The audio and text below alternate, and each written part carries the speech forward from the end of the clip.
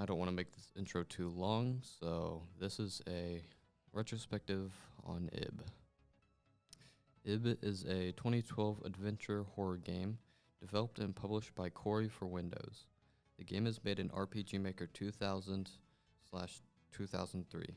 Not much is known about the developer, and the game is considered a cult classic and an influential title among indie horror adventure games. The plot consists of Ib, a 9-year-old girl, going to an art gallery. The main protagonist gets transported into an alternate world. The world is dangerous and she must find a way out. I do want to go over the gameplay first, so the gameplay consists of 4 chapters, with each chapter containing many puzzles, doors to unlock, and enemies to run away from, since there's no combat in this game. Most of the puzzles are incredibly easy, besides the last one, which you have to look up a whole guide to do. But besides that, the gameplay is very simple, and I do think that works in its favor for replayability. The horror in this game isn't too prominent, and it isn't that scary. I mean, I played most of it without sound, so, not too scary to me. There are some parts that are very stressful, but overall, I wouldn't really call it that much of a horror game. Now, I'm not going to explain the entire story because, spoilers, so I'll just be explaining the endings. With the game having 7 endings in total, with Promise of Reunion being the true and best ending in the game.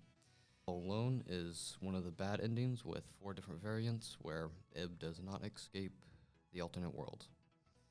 The Forgotten Portrait is where Gary dies and is replaced by the Hangman painting.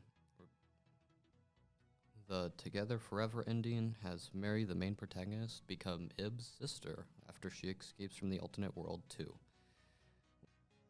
A Painting's Demise is the last ending and is the secret ending with Mary. Time for the retrospective. IB revolutionized RPG Maker horror games by having compelling characters and an amazing story that most others didn't really accomplish.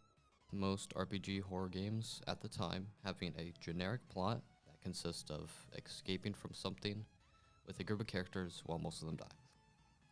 It breaks this by not only making the setting more interesting than a school or creepy woods, but by also having characters that can't be defined by one trope or any. Although not much is said about the characters' backgrounds, the game does an amazing job at showing, not telling. An example is Ib's fancy appearance compared to Gary's raggedy appearance. Using these clues, you can tell that they both live very different lives. Another hint into Ib's life is in the form of her mother, which throughout the entire story has been pictured to be too strict, in the form of dialogue and gestures like the handkerchief.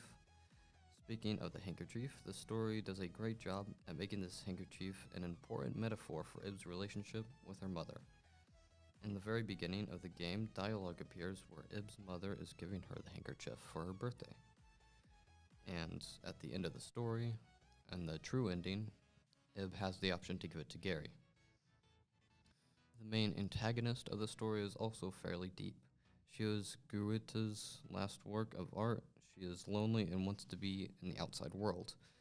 This wouldn't be a problem, but her jealousy gets in the way and she tries to kill Gary.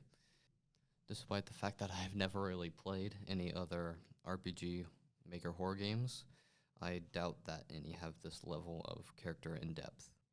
I could go on and on about how amazing this game is, but I have a time limit, so I recommend this game.